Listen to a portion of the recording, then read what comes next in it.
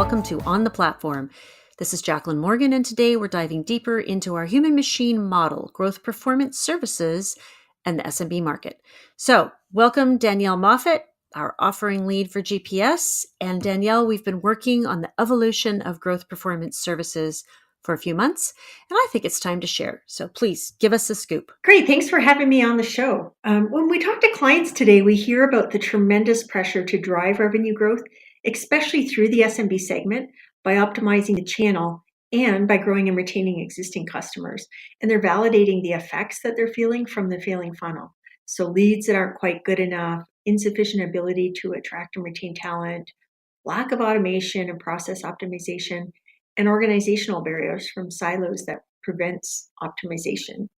So we launched growth performance services to address the end-to-end needs as well as specific point solutions to help our clients transform to a customer-led and integrated model across marketing, sales, and services to achieve the very best customer experiences on the planet. And to achieve sustainable growth at scale, clients need to transform the front office with digital at the core. So integrating marketing, sales, and service, and deliver hyper-relevant experiences across all touch points and over the entire customer lifecycle. Our services are especially suited to clients addressing the long tail of the SMB market segment because our human-machine model eliminates the manual efforts needed to convert leads, which previously made the long tail a very unprofitable pursuit. I love the point you just made. I love all the points, but one in particular is around delivering consistent and hyper-relevant experiences across all touch points or trust points within the customer lifecycle. When we think about what our research tells us, it's really that SMBs are looking for persistent relevance. So what's the evidence that we're really headed in the right direction with GPS? Well, we think we're headed in the right direction because of the types of conversations that we're having with clients and how the message is really resonating with them. So you've been in several of these client meetings with me, and you hear it in their comments and how they interact with us in the room. Absolutely. And I'm a big fan of less PowerPoint and more conversations and drawing pictures. When we both stand at the whiteboard and we share our point of view, and before you know it, our clients have picked up a marker. They start drawing pictures of how they envision their processes and technology reframed. They adapt our terminology and share their journey, really thinking about it in a new way with sales, marketing, and service really integrated. That's happiness right there. Yes, that is happiness right there. It has been very interesting and incredibly energizing to have different client conversations that are focused on growth, scalability, and capabilities rather than the themes a few years back when we were much more focused on cost reduction and driving operational excellence and gaining minimal productivity improvements. It's really refreshing to be talking about how to best serve their customers with best experiences rather than get off the phone as fast as possible. That's just old school commoditized work that's moving to extinction. I love that we've moved away from the hi, can you hold please? Hi, can you hold please? And the rapid handoff from a marketing agent to a support agent, or from a support agent to a salesperson, to a much more robust conversational model that is driven by our human machine capability of agents being informed across all these functions. Yeah, we've had tremendous client uptake and expansion across all models, digital transformation, strategy and consulting, and managed services.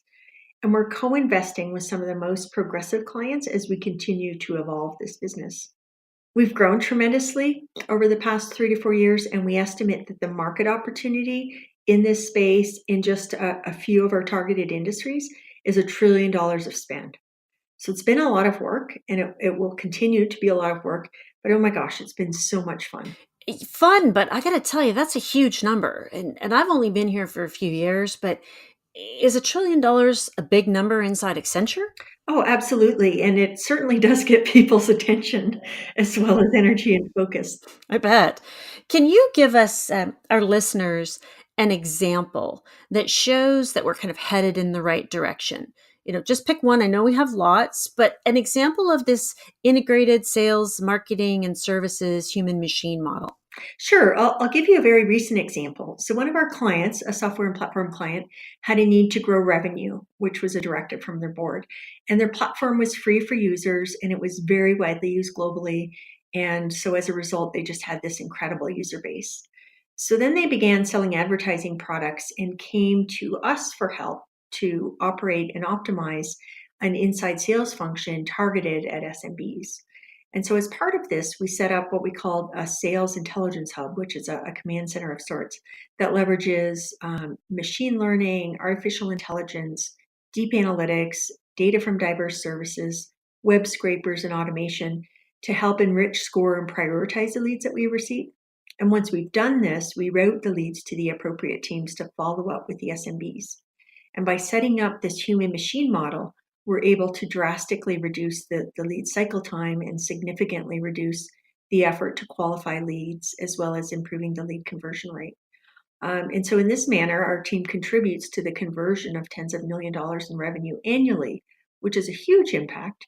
And of course, we're providing services to the SMBs as they're onboarding to the platform and starting to sell advertising. What is it about what we've done with this client that makes them like us? I mean, oftentimes what we'll find is they'll do it themselves, or we have a great idea and perhaps they partner with someone else.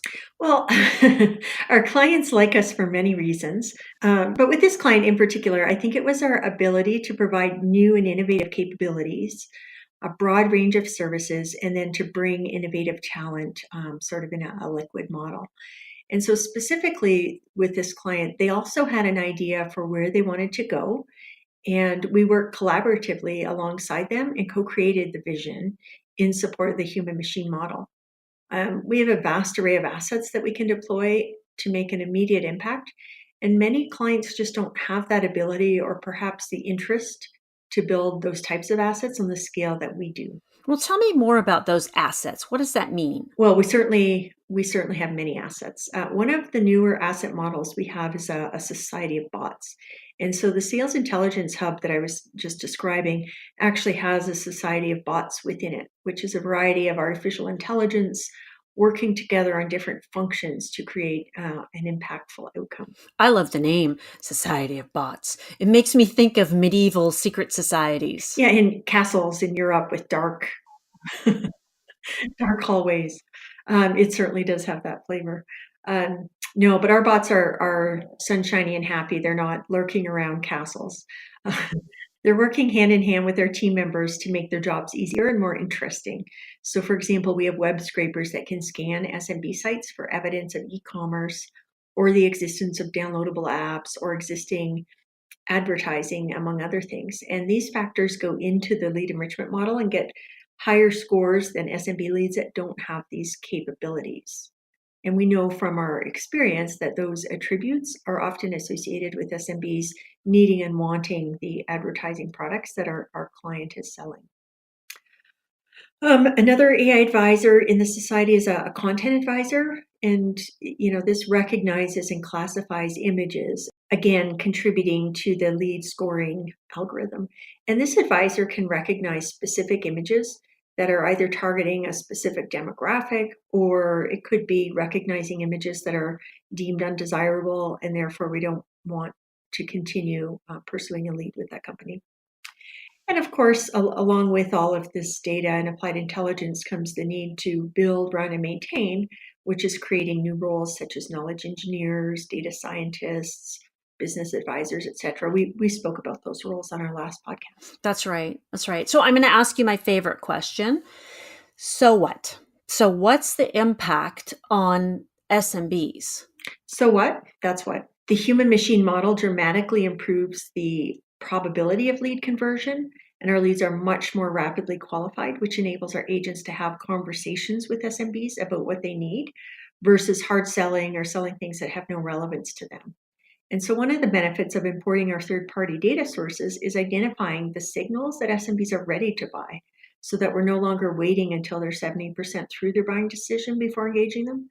And this makes us and our clients a lot more relevant. That's a great example. It's a great example of our work in lead generation, lead enrichment. But what else can you share about examples of other work we do, maybe in customer success around satisfaction and retention. Yeah, perfect. I'm glad you asked, actually.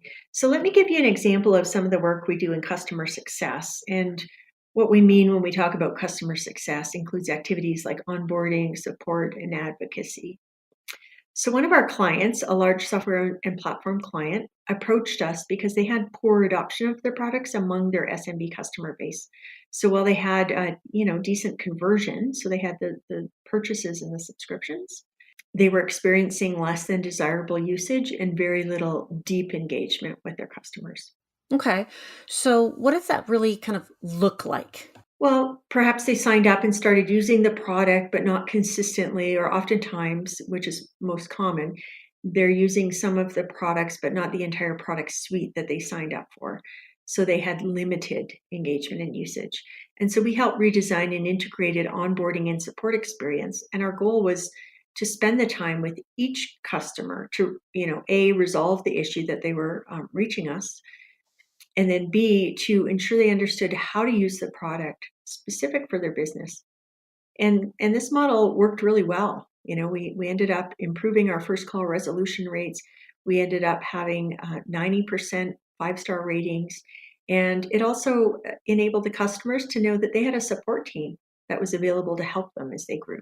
And I imagine that this really resulted in deeper engagement, longer term retention, improves customer satisfaction, all those good things, right? Absolutely. So essentially, if I think about your two examples, our human machine model in the first example provides us the data insights and intelligence to deliver the right messages across the channel of the customer's choice.